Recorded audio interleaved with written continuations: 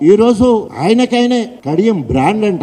ఏంది కడియం బ్రాండ్ అంటే పార్టీలు ఫిరాయించడం Kadiyam brand. TDP N T Rama Rao కాళ్ళు పట్టుకుని టికెట్ తెచ్చుకొని 6 నెలలు దాటలే చెప్పులు ఇసిరేసిండు ఎన్టీ బైస్రాయ్ హోటల్లో. చంద్రబాబు సంకలకి వచ్చిండు, అక్కడి ఆయనకెండు ఓటు పొడిచి అవకాశవాదంగా మళ్ళా కేసీఆర్ దగ్గరకు వచ్చి 10 సంవత్సరాలు అన్ని పదవులు రాజ్యాంగబద్ధంగా అన్ని పదవులు అనుభవించి తిన్నింటి వాసాలు లెక్క పెట్టినట్టు బ్లాక్ మెయిల్ చేసి ఆయన ఎమ్మెల్యే టికెట్ తెచ్చుకొని డబుల్ బ్లాక్ మెయిల్ చేసి బిడ్డకు ఎంపీ టికెట్ పార్టీ ఫండ్ తీసుకున్న తర్వాత చెంపు చేయాలని కాంగ్రెస్ పార్టీలోకి. ఇది ఆయన బ్రాండ్ ఇమేజ్ ఏంటంటే పార్టీ ఫిరాయింపులు ఛాలెంజ్. రేపు కనుక కడియం శ్రీహరి బిడ్డను మోదీ గారు పిలిచి చిన్న సామాజిక వర్గం బయలుదేరి అని చెప్పుకున్న ఒక చిన్న సామాజిక వర్గం డాక్టర్ అమ్మ నువ్వు నీకు మంత్రి పదవి ఇస్తాడని కనుక మోడీ అనేది ఉంటే కూతురు తండ్రి జంపు చేయాలని అది ఆయన బ్రాండ్.